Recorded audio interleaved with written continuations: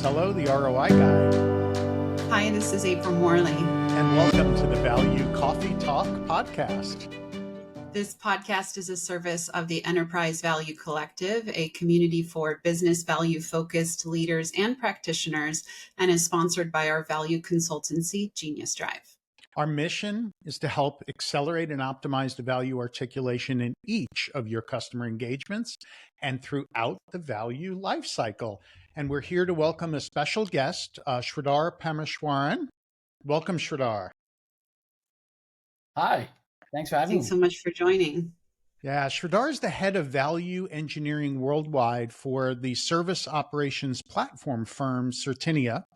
But he's an industry veteran and value go-to-market leader for the likes of Workday, Oracle, Kearney, and Sridhar is also a startup advisor. So we're going to use all dimensions of that, from his new program that he's creating at Certinia to his startup advising role to the work he did at leaders like Workday and Oracle, all to kind of learn a little bit more about how we can elevate value enablement and value practices. So first, Sridhar, just give us a little bit of an overview of kind of how you got into value and value enablement. I absolutely can. Right. So I've got the fortunate experience of being a value practitioner for the last 15 plus years. So it's been really enriching from the standpoint of learning, building out various functional capabilities, building and growing teams, and developing commercial acumen. My initial foray into value was actually at Oracle with a team they had called Insight. Mm-hmm. Back then, I was a management consultant, and I wanted to step into industry and leverage my consulting skill sets. Things like storytelling, logical thinking, analytical skills, which are supremely vital functions, right, for a value person. Mm-hmm. So I did that at Oracle for about 4 years, and then moved on to Workday, where I had the fortunate experience of building out the value function from scratch for EMEA. Loads of fun doing it, right? We set up a practice for value, working with prospects. We set up value realization programs. We set up industry value teams and so on. And most recently now I'm with Certinia, which is a leader in service delivery solutions for services organizations from opportunity to renewal. And I've got a similar remit to what I have or what I had at Workday, which is to establish and grow this function with a remit for all regions outside North America. So hugely excited. Very exciting. So a lot of value teams start off by focusing primarily on sales, and oftentimes late in the sales cycle where they're creating a business case that's requested by the customer. This can become a really resource-heavy process if that's the core focus. What are your thoughts on this? A really interesting question, right? So first off, I think having a value group is absolutely necessary, but not sufficient, Mm-hmm. right? Now, a business case we all know is a crucial part of any buyer's journey, right? And we need to help them develop that at the right stages in the sales cycle. But that being said, I think there are many ways to skin the cat and ensure that value is present across the sales cycle. Not only just in judiciously using the value group at various touch points across the sales cycle, but also using things like appropriate tooling or enablement Mm-hmm. or programs. And ultimately, if we use value in the right way, not just at the later stages, but across the sales cycle, it creates what I term as the 4E effect. Now, I'm a recovering consultant. I love my frameworks. And so here's one for you. It's the 4E framework. So the first E is elevate conversations, right? You need to have rich, informed discussions with decision makers. That's the first. Second is expand deal size, right? Through appropriate discovery, you can learn about challenges and expand and have higher deal sizes. The third is expedite the sales cycle, so higher velocity, because you're creating consensus among all decision makers today. And then fourthly, establish buy-in, which is supremely important, because ultimately that value case or that value proposition needs to be socialized internally within the customer or prospect. So there you go. Excellent. Love it. Love 4 it. E's: elevate, expand, expedite, and establish. You know what, Sridhar? I would love to dive into these a little bit deeper with you, if you wouldn't mind, and kind of um, explore each. So, elevate, talk about that one a little bit more first. Yeah, so this is, ultimately, when you think about approving a business case, it's ultimately the decision maker who has to Mhm. do that, relevant decision, right? And for us to have a really informed conversation with these decision makers, we need to introduce things like outcomes, because that's what moves the needle for decision makers, Mhm. right? What are the outcomes? What are the benefits underneath each outcome? How does that align with the strategic objectives or goals they might have in mind, right? And if we have those appropriate conversations that are focused on them, their problems, their outcomes, their industry, that creates so much more buy-in. Mhm. Excellent. And number And two we can do was, that at advocacy. yeah, absolutely. Number two was expand. So here you talk about being able to expand that deal and perhaps the scope of the deal. A lot of times, I think, a customer has in mind a problem to solve, and you can go in and you could immediately prescribe a solution to that problem. But there's usually a lot more opportunity, and they might even have higher priority issues that they might not have even known about that they should be addressing. Is that what you're meaning by expand? Talk about that one a little bit more. Oh, that's absolutely it, right? And that's the art of discovery, right? Is start off with questions around your established scope, Hmm. but along the way, you might learn new challenges, new pain points, adjacent challenges, adjacent pains, right?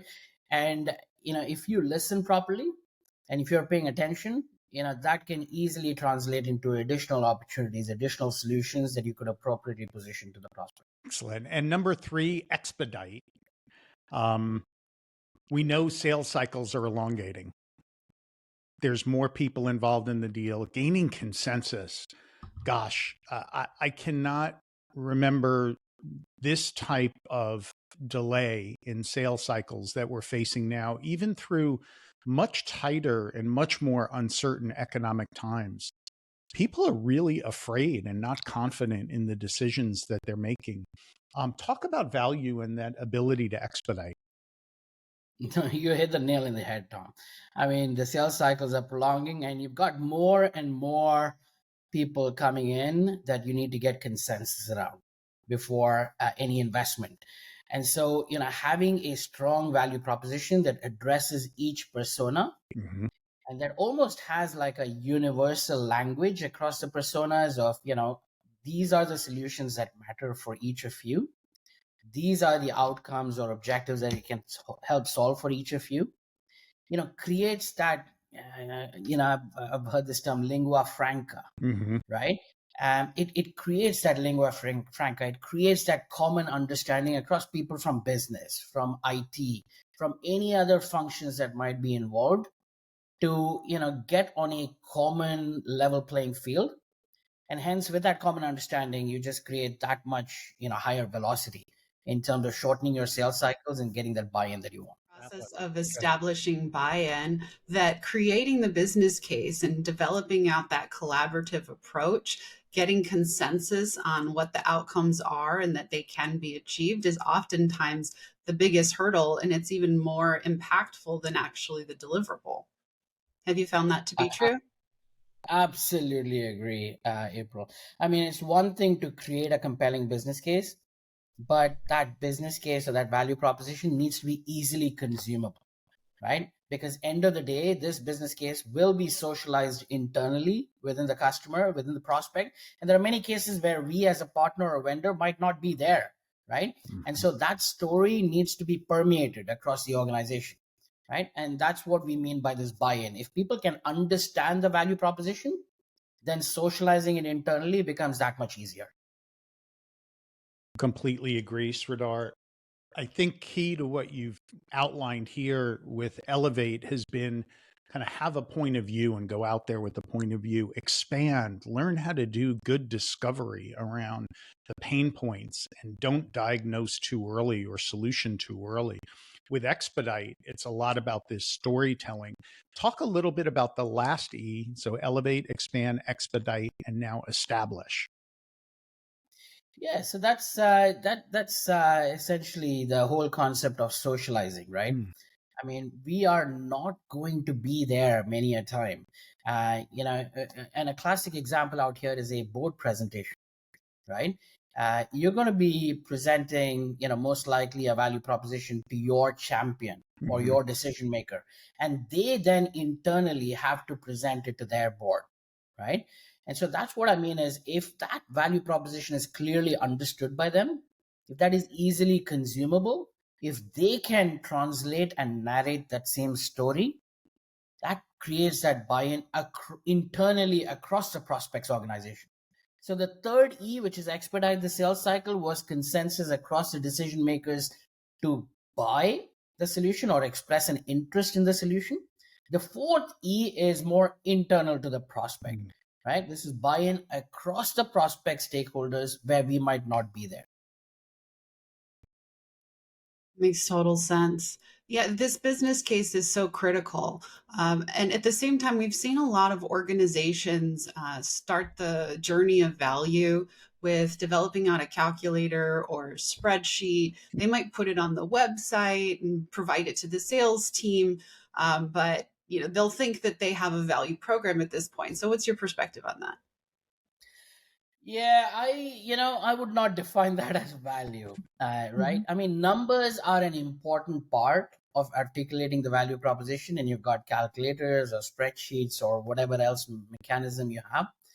But, from my perspective, numbers are only as useful as the context or story or Mhm. narrative behind them, Mhm. right? And so the real art to articulating a compelling business case is through a story that links what are your objectives to what are your pains to what are your potential gains to what are the actions that you're going to take, right? And then again, make it easily consumable so that it can be socialized internally within the customer, right? So yes, numbers are important, but they're just one ingredient to your overall recipe. Preach, definitely. Your advice is definitely to have a value practice as well. Um, Go beyond kind of the calculator spreadsheet to storytelling, but take that value practice across the enterprise. And I know that's a passion of yours, and across the customer lifecycle. What does that mean to you? Oh, you've got me started on something that's really passionate to me, right? I mean, for me, value is it's got that unique characteristic of being relevant across the entire go-to-market life cycle, Yes. right? So value can be leveraged with very high impact to build pipeline, to support deal closure, and to support post sales and enable a very rich customer experience, right? And so, I'll just throw out some tactics that I've used in the past that are really successful. Let's talk about building pipeline, for example, Mm-hmm. right? We've got two core functions out there: marketing, and marketing plays a pivotal role in amplifying value early, right? You got to raise awareness and interest through value. And so you can do things like customer case studies on the website, right? Or you can have account-based marketing programs where you develop, provocative industry-based point of views for Mm-hmm. strategic accounts. Or you can have ROI calculators on the website that are easy, intuitive, fun, right? So marketing can play a part in value, and so can the other function, which is inside sales, right? They can have things like outcome-based scripts, right? Or outreach sequences that are focused on value, or enable really good rich first conversations through talking about outcomes, right? So that's everything around pipeline. But then let's take it one step further. Okay, you've progressed to deal closure. Now you've got the value team coming in, right? The value consulting teams coming in. I mean, obviously you've got the traditional model where they collaborate with the prospects and build a compelling business case, but it's not just that, right? Mm-hmm. You can do so many more things, so many more operating models. You can help with creating board presentations, right? You can do demo to value, which is demonstrate your products and solutions not just based on features and functions, but tied to outcomes Mm-hmm. around revenue, around margins, around costs, around working capital efficiency, customer experience, what have you, right? And you can have partners speak the same language as well, especially for reseller opportunities where, it would be disastrous if an organization is talking one language for value and the partners are completely off track Mm-hmm. talking something else, right? That's the last thing you want. And then just taking it to the last mile, which is post sales.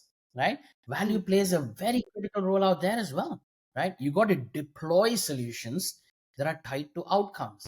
You want to have things like workflows to improve efficiencies, or reports and dashboards that give you that insights around effectiveness and ensure fast time to value. You want your customer success teams enabled on value to articulate back to the customer what value they're realizing. And then the holy grail is being able to influence your product roadmap so that the product can incorporate metrics that matter in terms of helping the customer realize, what value they're achieving, right? So tons of things you can do that across the entire life cycle. And so value is, from my standpoint, definitely is not just the remit of the value team. I mean, the value team has to ensure that value is scaled and is almost part of the fabric of any organization across the full life cycle. Yeah, you're right. That is a lot to take on, right? Value across the entire organization, and you can't do it all. So how do you elevate from being a doer to an orchestrator? Yeah, I think all the things that we just talked about, do that for you. They allow you to orchestrate those go-to-market motions focused on value. But you got to use the right combination of tooling, right? Tooling can play a big part out here. There are lots of fantastic options out there, and I want to give you guys a really big shout out here for publishing the first guide for value platforms, which is a brilliant read, right? So tooling plays a massive part in orchestrating value. Processes play a massive part. Programs play a massive part. Think of enablement programs, think of account-based marketing programs, think of product-led value realization programs. And if you apply a combination of these, your value teams, obviously, but also tooling, processes, and programs, and apply them at relevant stages, that's how you elevate from just doing value to really having value be orchestrated across the entire go-to-market cycle. Yeah. Sridhar, as you were talking there, it reminded me of another element that we think is important and that a couple of other value leaders have mentioned, two of them. One is having a charter that expands the role beyond business case factory to this kind of orchestration role. And two, the value of executive support and patience as well. Talk about those two elements. Were those elements to the success of the programs that you've put in place? Oh, absolutely.